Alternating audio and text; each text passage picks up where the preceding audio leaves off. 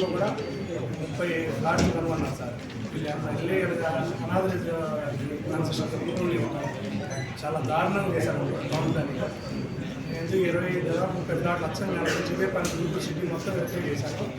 30 ఫ్లాట్లు తెచ్చినారు. ఇంకా వెరిఫై చేస్తారు. సబ్మిట్ చేస్తారు.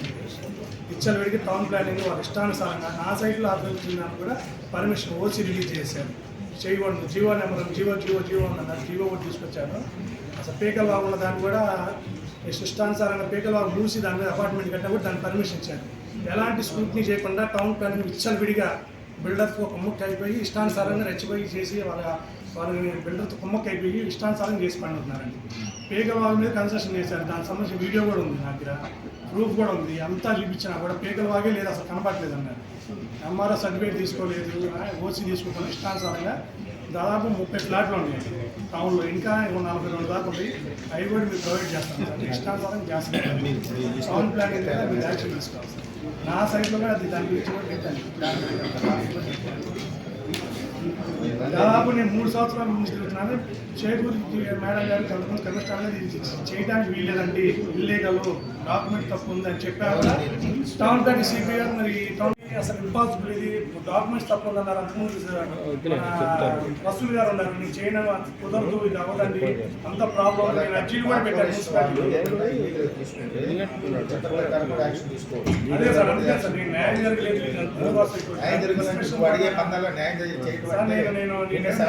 నేను కాళ్ళు అరిగిపోయాయి, చెప్పులు కూడా అరిగిపోయాయి.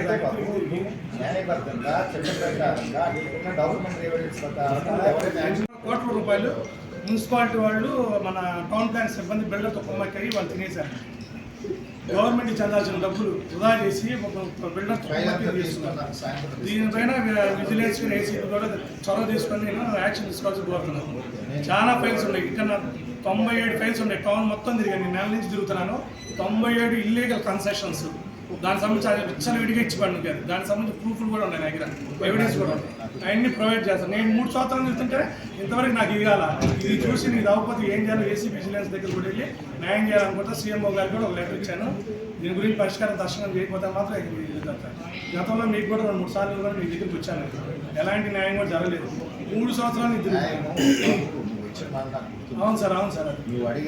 అంటే పీకల విభాగం మీద కన్సెషన్ చేయొచ్చా సార్?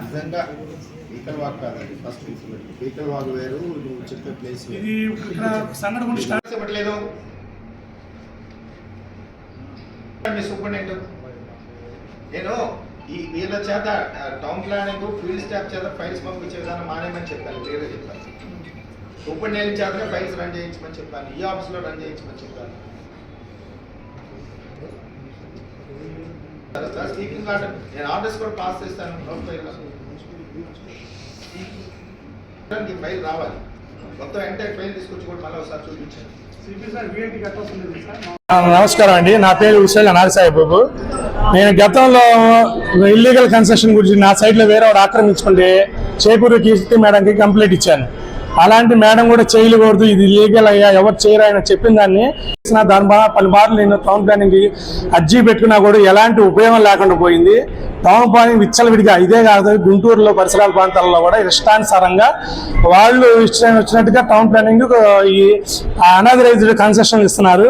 ప్లస్ దీనికి ఏసీబీ వారి విజిలెన్స్ వారు దీన్ని చొరవ తీసుకొని 2020లో షడన్ సర్ప్రైజ్ గిఫ్ట్ లాగా మున్సిపాలిటీ కొన్ని అనాథరైజ్డ్ కన్సెషన్కి ఇలాంటి సంబంధించింది కూడా విజిట్ చేశారు. అలానే ఏసీబీ విజిలెన్స్ కూడా అలా విజిట్ చేసి ఈ అక్రమాలను అడ్డుకట్ట వేయాల్సిందిగా కోరుతున్నాను.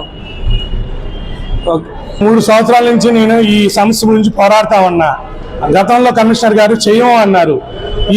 ఇక్కడ ఈ టైంలో కమిషనర్ గారు వచ్చిన తర్వాత టౌన్ ప్లానింగ్ సిబ్బంది వీళ్ళందరూ కూడా బిల్డర్తో కుమ్మక్కయ్యి ఇల్లీగల్ కన్స్ట్రక్షన్ కడుతున్నా కూడా పట్టించుకోకుండా పీకల వాగు మీద అపార్ట్మెంట్ కట్టాడు. ప్లస్ గవర్నమెంట్ చెందాల్సిన ఫీజులు ఎగ్గొట్టి గవర్నమెంట్ లాస్ చూపిస్తూ టౌన్ ప్లాన్స్ విచ్చలవిడితనంగా అక్రమంగా గుంటూరులో పలు అపార్ట్మెంట్లకు కూడా ఇష్టానుసారంగా పర్మిషన్లు ఇస్తూ బిల్డర్తో కుమ్మక్కయ్యి గవర్నమెంట్కి రావాల్సిన బకాయిల్ని ఇవన్నీ కూడా గండి కొడుతూ ఒక పక్కన గవర్నమెంట్ని ఇంకో పక్కన జనాలను మోసం చేస్తూ చాలా దారుణంగా బిహేవ్ చేస్తున్నారు. ఇలాంటిది నేను కమిషనర్ గారు కూడా చెప్పాను. దీని మీద త్వరలో యాక్షన్ తీసుకుంటా ఉన్నారు. ఆయన ఏం చెప్తారో దానికోసం ఎదురు చూస్తూ ఉంటున్నాను. ఇలాంటి నేను కమిషనర్ గతంలో కూడా 10-12 సార్లు ఇచ్చాను కంప్లైంట్లు, నాకు ఎలాంటి స్పందన లేదు. ఈ రోజు కూడా మళ్ళీ ఇచ్చాను. మరి ఈ సమస్య పైన మళ్ళీ మీకు ఒక 2-3 రోజుల్లో మీకు కబురు చేసి ఈ సమస్య గురించి పరిష్కారం ఏ విధంగా లేకపోతే ఏ విధంగా చూస్తాం అది అని చెప్పి అంటున్నారు. అది ఒకసారి మరి నాకు న్యాయం చేయవలసిందిగా కోరుతున్నాము.